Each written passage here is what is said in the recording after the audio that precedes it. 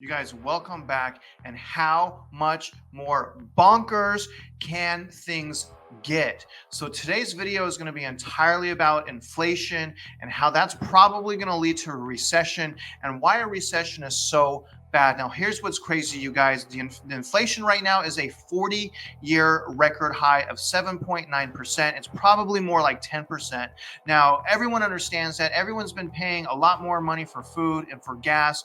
But here's what people are not considering. Here's what they're not telling you: the massive crippling effects a recession can have on our economy, or on our stock markets, on our job markets, and on our housing market. So what we're gonna need to do is we're gonna need to dive into the history of inflation and the history of recession. Now, I know everyone's stuck on today and what's going on today, but we must go back in history and we must see what happens every single time we have this inflation, every single time. And what I'm hoping to do is after you guys are done listening to this, and hopefully you've already done this, I want you guys to rebudget, to readjust your life, to readjust your spending, to readjust your investing, because once all of these things hit, and if you're properly prepared, you will be able to come out on top. But if you continue to put your head in the sand, if you're disregarding all of these things that are happening, then things can get quite bad. And I don't want that to happen to any of my listeners. Now, before I continue, if you can, hit that like button, comment below, share this, subscribe to my channel if you haven't already. And what I'm going to do right away is I'm going to be pulling up a graph. This graph is from Realtor Consulting. And then I'm going to be pulling up graphs from Freddie Mac as it pertains to the job market, the consumer price index, oil, food cost, all of that stuff. And we're going to try to make this very quickly. Now, here's the thing with the recession. Let me tell you real quick why we don't want a recession. Now, right now, everyone has a ton of money, PPP, EIDL, things are inflating, things are quite profitable for businesses. But when the recession hits and the dollar diminishes, that will reverse. Things will get less profitable with inflation as well. With higher gas prices, things will get less profitable. When things become less profitable, especially in the job market, people will stop hiring. Okay, when it comes to the stock market, the earnings won't be as good. So it's going to be a compounding devastating thing in my opinion. And I'm not a financial advisor, okay?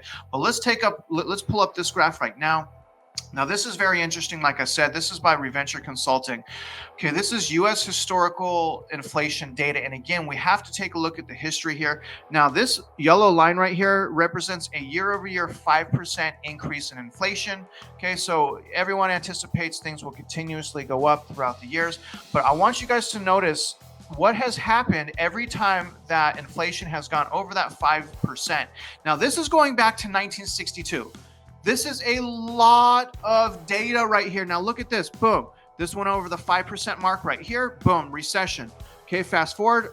Way over the 5% mark. Boom. Recession. Wasn't quite under. So spiked again. Boom. Recession. Look at that right here. Went over. This is 1990. Boom. Recession. Look at 2009, went over that for inflation. Boom, recession. Now we're here, you guys. We're right here. How much higher will this inflation number go before we have a recession? And look at this. Look at this massive recession we had here in the 1980s. Okay, this is very important to note, because I still, from time to time, I get some people that they can't fathom a recession. They can't fathom a housing market crash, a stock market crash. And I'm just sitting here, why? Why can you not fathom that? What data do you have other than your hope, other than a lack of inventory in the housing market? I know there's a lack of inventory in the housing market. I get it. But that won't matter if people can't afford to buy a house. It's not going to matter. So what data do you have that you think that this is not going to happen? We have years and tons of data, historical data, that says exactly otherwise. It almost is 100%. It's not 100%. Nothing's 100%, but it's almost 100% that we are going to head into a recession. Things will be devalued. We're going to lose the job market. We're going to lose the stock market. We're going to lose the housing market. So what are you doing to protect yourself, to protect your money, to get ahead?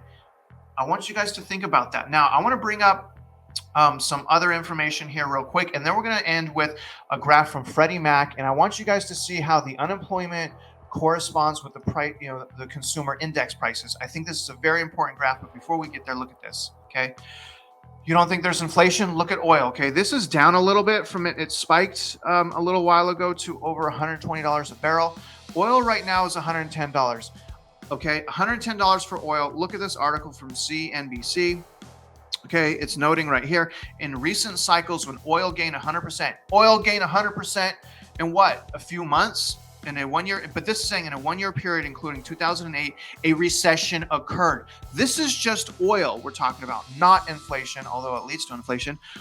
Okay, now while that would hit crude prices and the stock market hard, there's a case to be made for energy stocks given how diminished the presence of the sector has become in the S&P 500. I'm still not investing in the stock market or energy market because I believe the stock market is going to crash harder because we are going to go into a recession. Now look at this. Okay, that here is the food inflation index. This is by Trading Economics. It says here, look at this. The cost of food in the United States increased by 7.9% year over year in February 2022. It is the highest food inflation since July of 1981. And this is as of February 2022. Anyone wonder what happened after February 2022?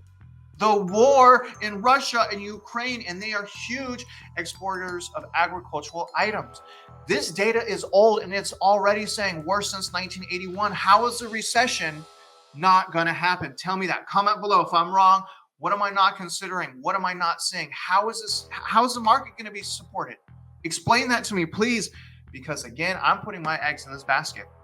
I've put my eggs in the recession basket and I have readjusted where I live, readjusted where my investing money is, readjusted my budget to prepare because I do not want to lose like I lost in 2008 and 2009. This time I'm going to win. Okay, let's bring up some more. All right, let's pull this graph up here. This is from Freddie Mac. This is the unemployment rate compared to the consumer price index. Now, the unemployment rate is in blue. Okay, so obviously when there was COVID and all these lockdowns, the unemployment rate skyrocketed, but now it has gone down. Okay, now the unemployment rate is going down and it is very low right now. It is probably, it's some of the lowest it's been since the 1950s. So the unemployment rate is super low. But what is skyrocketing once again is the consumer price index. Now, this is as of February. Okay, this is not even taking into account March. Now, what I want you guys to look at is the recessions that happened here. Okay, so this is a recession here. This is a 1950s recession. Okay, so unemployment spiked shortly after the recession. Now let's look at this recession.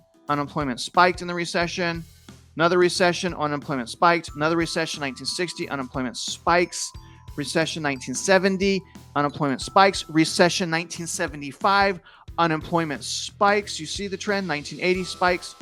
Here's another one, it spikes. 1990, unemployment spikes, then goes down into the early 2000s. Recession hits, unemployment spikes. Recession hits 2008, unemployment really spikes. So what do you think is going to happen right now? And also look at the consumer price index. Okay, now when that gets out of control, spikes here, it drops and leads to a recession, right? It spikes here, drops and leads to a recession. Spikes here, recession. Okay, do you see this? Spikes here into a recession. Spikes here into a recession. Spikes here into a recession. Here into a recession.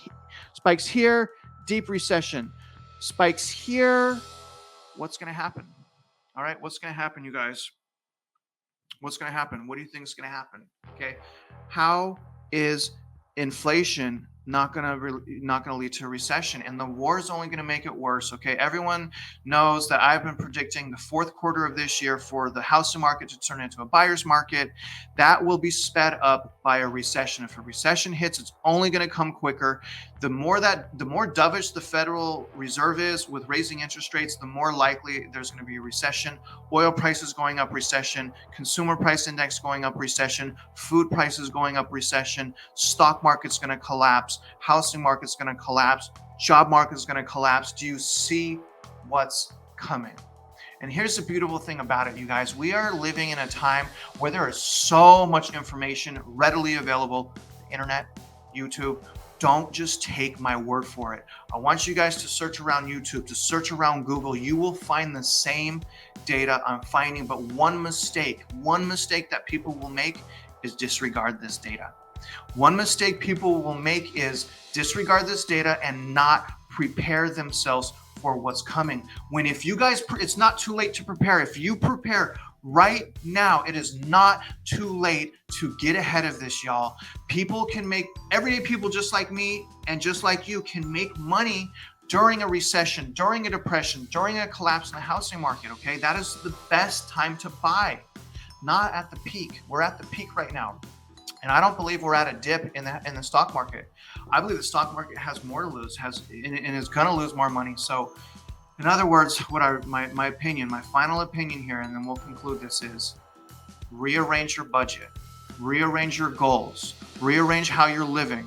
If you're on the market to buy a house right now, wait. The longer you wait, the more likely it will be for you to buy a house that has negative equity. I believe this year we will start seeing negative equity growth in houses, and the moment that hits the news, it is going to even spiral even more out of control. But right now, everyone is under this fear of missing out in the stock market, the fear of missing out in the housing market. And what I am begging you guys to do right now, in my opinion, this is just my opinion, but I am begging you to stop.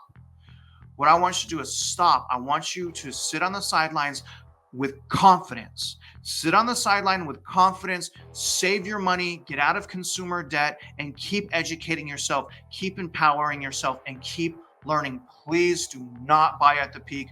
I myself lost $300,000 in the housing market in 2008, 2009, which led, for myself, it led to a foreclosure. It took me 11 years to crawl my way back into having exceptional credit, to crawl my way back into being a small-time investor. And I do not want you guys to go through that same struggle. When there's a foreclosure and when your credit goes down, it is even harder to get out of the hole. And I am so afraid, y'all, that there are so many people that are stuck in the rat race. There are so many people that are discrediting this data, and I do not understand why. But I remember in 2008, I used to think there's no way this is going to crash. I was thinking there's no way, people are crazy. And then I lost $300,000.